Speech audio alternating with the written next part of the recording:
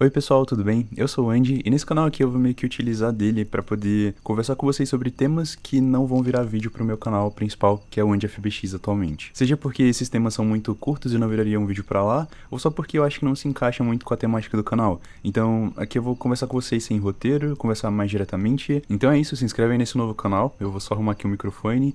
E o primeiro tema que eu queria conversar com vocês é sobre meio que o meu problema com o canal de Reacts. Antes que você me interprete mal, eu não acho que canal de React é um problema. Na verdade, eu gosto muito do formato, eu acho que dá pra levantar boas discussões em cima de temas que a gente tem de vídeo na internet. E eu acho que é muito legal também como que você pode contrapor argumentos que foram levantados em vídeos e dar meio que a sua opinião e formar, ou então construir alguma conversa em cima de um vídeo que você assistiu na internet. Então eu não tenho um problema real com Reacts. Porém, existem algumas decisões que são tomadas na hora de fazer que eu não gosto muito. Um dos primeiros problemas que eu vejo nesse tipo de vídeo é a interrupção. E sim, eu sei o quanto interrupção é, muito importante no React, só que eu acho que existe momento pra fazer isso. Um dos maiores problemas que eu sinto em canais de React que interrompem demais é como alguns vídeos não funcionam muito bem pra ser reagido nesse estilo. Eu acredito que vídeos mais lineares que estão só contando tópicos e te levando de um ponto A pra um ponto B, pra um ponto C, eles são vídeos assim que é muito mais tranquilo de você reagir,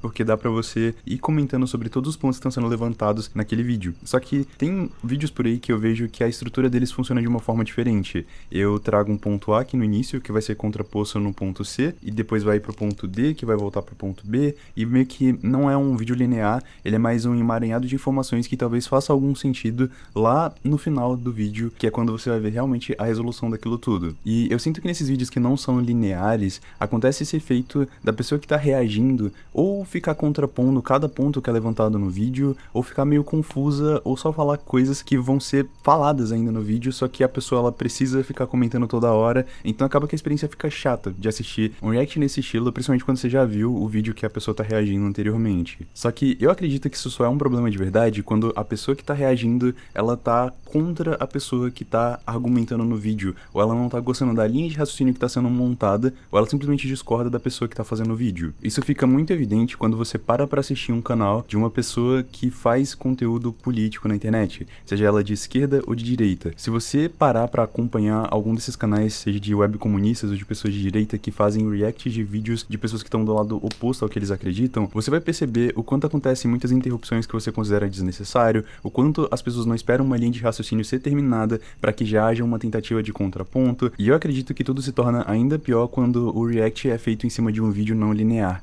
Poxa, aí é um show de horrores quase sempre. Só que, claro, isso não fica só no âmbito político. Tem muito canal de react por aí que eu sinto que faz muito nitpicking nos vídeos que a pessoa reage. E o que seria nitpicking? Seria você procurar pelo em ovo, agulha no palheiro. É você se esforçar muito pra discordar daquilo que tá sendo falado, ou você se esforçar muito pra encontrar defeitos onde não tem. Só que essa é uma característica que eu vejo majoritariamente em canais que não criam conteúdo pro YouTube. Aí você pode estar se perguntando como assim elas não criam conteúdo pro YouTube, sendo que elas já estão fazendo react delas pro próprio YouTube. Com criar conteúdo, eu quero me referir a editar o próprio vídeo, escrever o próprio roteiro, fazer parte da produção daquele vídeo, seja na parte de dirigir ele, ou então até mesmo de pensar na ideia que você vai abordar naquele vídeo. Tudo isso pra mim faz parte da criação de conteúdo, e todo mundo que faz isso nos próprios vídeos, seja editar o próprio vídeo, seja escrever o próprio roteiro, são pessoas com total noção de como é o processo de criação de um vídeo. E eu considero isso muito importante porque uma pessoa que cria conteúdo, ela nunca vai se propor a reagir a outra pessoa pegando em pontos onde simplesmente não faz sentido reclamar quando você sabe como é a produção de um vídeo. E eu vou dar exemplos porque pode estar meio confuso. E desculpa o caminhão que tá passando aqui no fundo. Há um tempo atrás, eu vi um criador de conteúdo que fez um vídeo sobre uma franquia de jogos. E em um momento do vídeo dele, ele fez uma afirmação de que um jogo específico da franquia era tanto mais popular quanto mais gostado pelos fãs daquela franquia. E na edição do vídeo, nesse momento, ele utilizou um print para meio que reforçar o ponto dele, ou só para ilustrar o vídeo, onde ele colocou uma postagem do Reddit de uma pessoa meio que afirmando isso. E aí, eu lembro que algum tempo depois apareceu um react desse mesmo vídeo, onde a pessoa que estava reagindo resolveu pausar esse momento do vídeo para fazer um comentário um pouco maluco para meio que descredibilizar aquela argumentação do vídeo por conta do exemplo visual ser do Reddit e não de outra rede social, por conta do Reddit ser meio nichado, ou por ser uma bolha, ou algo do tipo. Só deixando claro que a pessoa que tava reagindo concordava que aquele jogo era o mais popular da franquia, e eu só dei um exemplo de vários momentos que a pessoa interrompeu o vídeo pra poder fazer comentários desnecessários, ou pra poder fazer aquele esforço pra discordar de tudo que tava sendo falado todo o tempo. Quem cria vídeos pro YouTube escrevendo o próprio roteiro, ou se não escrever no próprio roteiro e grava meio que no freestyle, mas depois tem que editar o vídeo ou mandar pra alguém editar, sabe que o processo de gravação ou o processo de estruturação de um roteiro é um pouco distante ou minimamente distante do processo de edição de vídeo. Muitas pessoas escrevem o roteiro primeiro e pensam no que vai ser colocado na tela enquanto a pessoa já tá editando o vídeo. As anotações sobre o que vai ser feito de edição são colocadas depois, isso quando existe alguma anotação. Então, o processo de edição de vídeo, quando você não mostra o rosto no YouTube, que é o meu caso, por exemplo, é muito sobre como ilustrar aquele momento que eu tô falando sem o vídeo ficar muito repetitivo ao longo de minutos que você tá escutando a minha voz sem ver o meu rosto. Então, eu acho que ficar incomodado com o uso visual de um print do Reddit na parte de ilustração da edição de um vídeo é algo que eu consigo entender por parte do público, mas eu não consigo entender quando isso acontece por parte de outro criador de conteúdo, porque ele sabe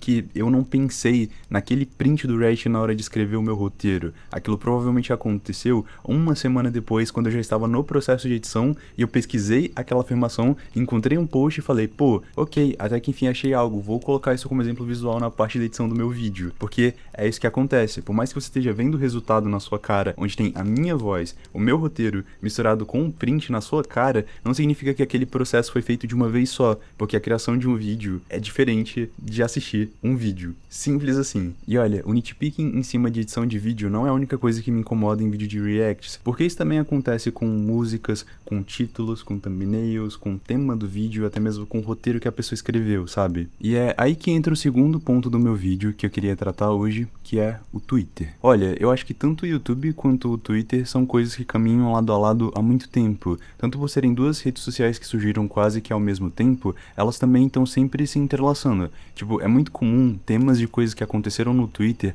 virarem tópicos de vídeos pro YouTube, ou coisas que acontecem dentro do YouTube serem comentadas dentro do Twitter o tempo inteiro. E se você também consome o Twitter, pelo menos que passivamente, só vendo postagens do que acontece lá, você deve estar ligado que pelo menos uma ou duas, ou até mesmo 3 vezes por mês, acontece um fenômeno que é, pegam a thumbnail de um vídeo que foi postado no YouTube, jogam no Twitter e resolvem fazer comentários extremamente maldosos sobre aquele vídeo em si, ou até mesmo sobre o criador de conteúdo que tá fazendo aquele vídeo. No início, quando esse comportamento surgiu, até que fazia algum sentido, porque muitas vezes eram criticando vídeos realmente estranhos, meio bizarros, onde a pessoa tentava meio que farmar crimes ou morte, ou sei lá, situações sensíveis, simplesmente para poder ganhar alguma visibilidade em cima daquilo. Ou às vezes era só um cansaço do Twitter com relação a algum tópico ou algum estilo de vídeo que já estava extremamente saturado e que o pessoal tentava aos montes tirar o último leite daquela vaca a todo custo. Só que parece que no último ano descobriram que você pegar thumbnails do YouTube e jogar no Twitter dava muito like e muita visualização e principalmente muito comentário. Então esse comportamento se tornou frequente e eu tenho que ver o tempo todo as pessoas fazendo isso,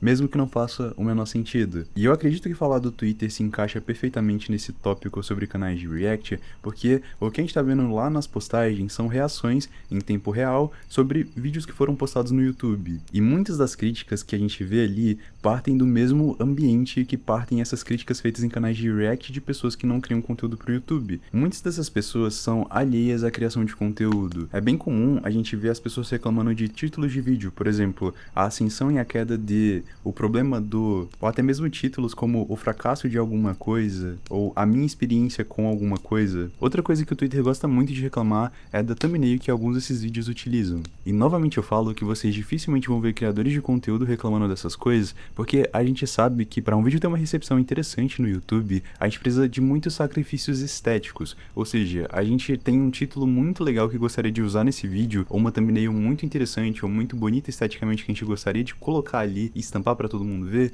mas a gente tem que sacrificar e colocar uma thumbnail que não é tão bonita, mas que é mais chamativa, ou um título que já é meio manjado, mas que o público que já clicou e já assistiu vídeos anteriores com o mesmo título ou um título semelhante vai se interessar pra ver mais daquilo. E sabe, fazer vídeos pro YouTube quase sempre é sobre sacrificar coisas que poderiam ficar muito legal no seu vídeo, mas que não somaria muito pra experiência de quem tá assistindo. Falando um pouco da minha experiência pessoal, eu gosto muito, enquanto eu tô escrevendo um roteiro, de acabar me aprofundando um pouco mais em alguma tangente que eu abri pra poder explicar alguma coisa secundária de um vídeo. E é muito chato ter que cortar aquilo do roteiro porque não iria, sei lá, ornar bem com o resto do roteiro, ou porque aquilo ficaria muito extenso, é uma parte extensa do vídeo que talvez não faça tanto sentido com o resto do vídeo. No mundo ideal, eu deixaria aquilo ali no vídeo porque, sabe, é o meu vídeo e eu gostaria que tivesse aquela parada, mas eu sei que aquilo prejudica, por exemplo, no watch time, e pode prejudicar todo o engajamento do vídeo. O YouTube pode reconhecer que aquele vídeo não é tão interessante porque as pessoas pularam aquela parte, ou porque elas saíram do vídeo só porque eu entrei naquela parte específica, sabe? Enfim, a gente fica muito limitado em como introduzir um vídeo, em como te chamar a atenção e te prender o mais rápido possível.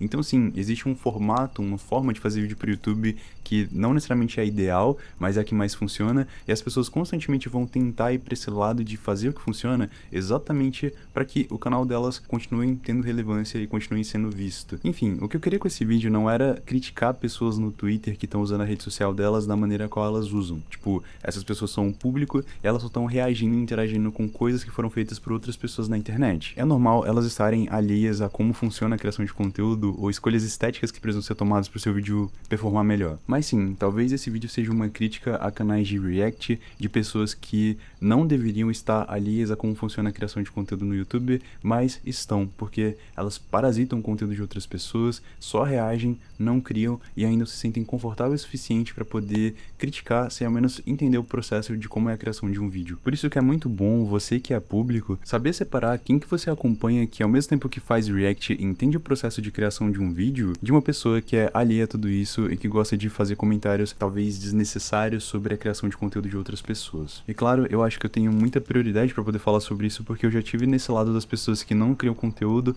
e que gostam muito de bullshitar e criticar o conteúdo dos outros. Enfim, se você é público, a única coisa que eu peço é que você entenda que um vídeo ele é um acúmulo de vários processos que são feitos em momentos diferentes até chegar naquele resultado final que você tá vendo na sua tela. E eu acho que era tudo isso que eu tinha pra falar. Eu espero que mesmo sem roteiro vocês tenham conseguido entender o que eu tô tentando dizer. Eu espero que essa linha de raciocínio que eu trouxe aqui pro vídeo não tenha ficado muito confusa. Ah, e claro, eu já esquecendo de falar, esse vídeo aqui só existe por conta dos membros que estão apoiando o canal. Ou seja, você que é membro no AndyFBX, você vai estar financiando esses vídeos extras que eu vou trazer pra vocês. Eu pensei em deixar como uma coisa exclusiva, mas eu acho que é legal todo mundo ter acesso para vocês poderem apoiar também, né? Irem lá no AndyFBX e me darem esse apoio. Então, muito obrigado Jean, Toki, Marcos, Gal e Rig por terem me dado membro no último vídeo que eu postei. Conforme vocês forem me dando membro, eu vou pensando em coisas legais para poder oferecer para vocês, mas no momento vídeos extras é o que eu consigo. Então é isso, se inscreve nesse canal aqui para vocês verem mais vídeos extras e até o próximo vídeo. Falou, tchau, tchau,